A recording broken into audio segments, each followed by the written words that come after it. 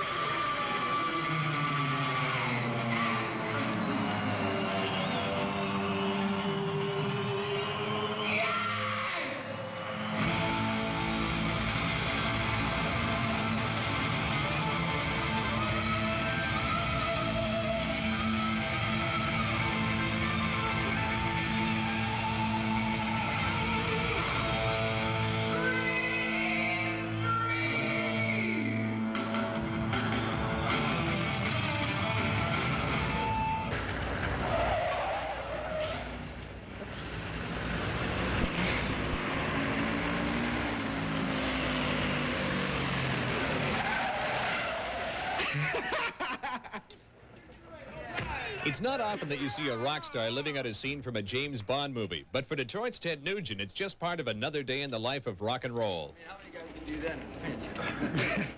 Ted Nugent, or the Nuge as he's known by his devout following, is the definitive fun-loving touring maniac. We last met with the Gonzo rocker in the fall, backstage at Maple Leaf Gardens. We found him to be such an intriguing personality that we went to London, Ontario a couple of weeks ago to take in a typical day on the road. Since we last saw him, he shaved off the beard and looked more like he'd just come off a hunting expedition than a 2-hour drive from Toledo, Ohio. But when we caught him backstage, he was in full battle dress, ready for his nightly assault.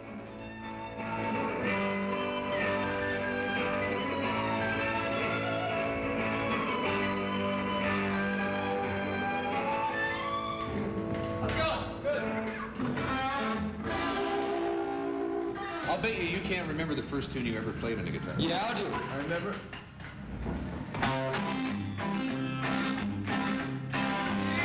Well, I belong to old Texas. I will 10 gallons of head. I played it once and it made me so sick I haven't played it since. Got all kinds of new songs. We got a song called Bound and Gagged that goes,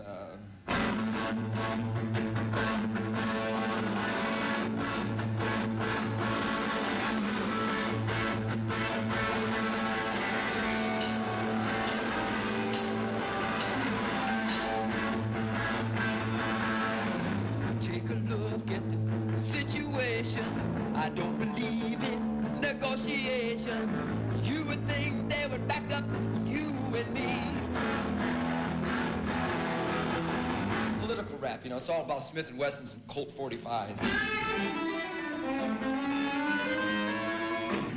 If I'm talking too loud, it's because I got my Pygmy Peter earplugs in right now. Yeah, people say that your hearing is going. Is that true?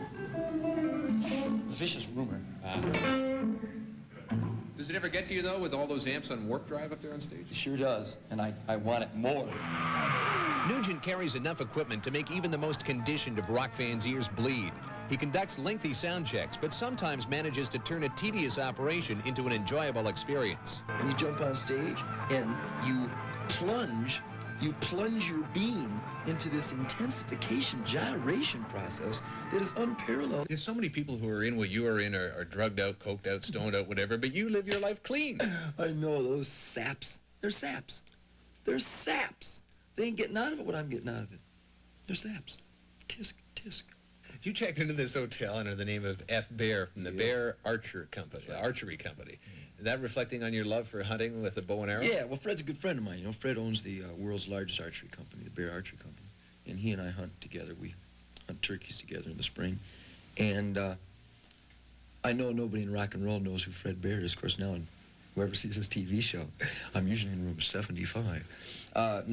Anybody who sees this TV show now will know how to find me. But that's okay. We got a physical screener down the hall. You are a great white hunter, I understand. Yeah, in fact, now we got real good sound, real good picture.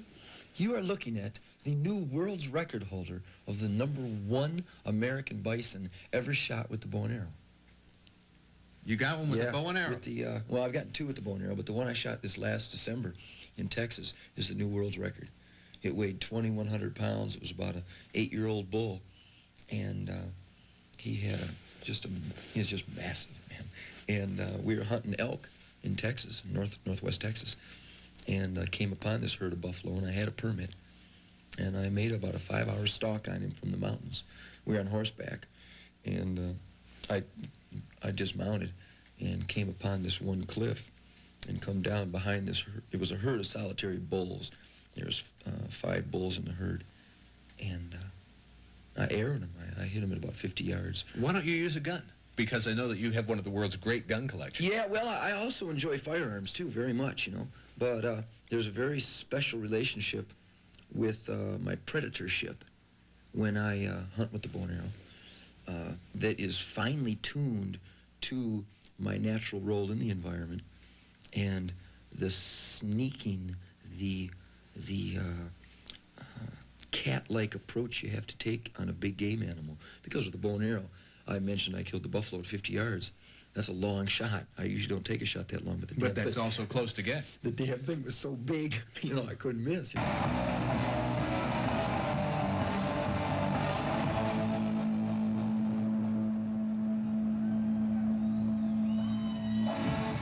Just remember, you can't keep a good dog off your leg. Remember what I tell you.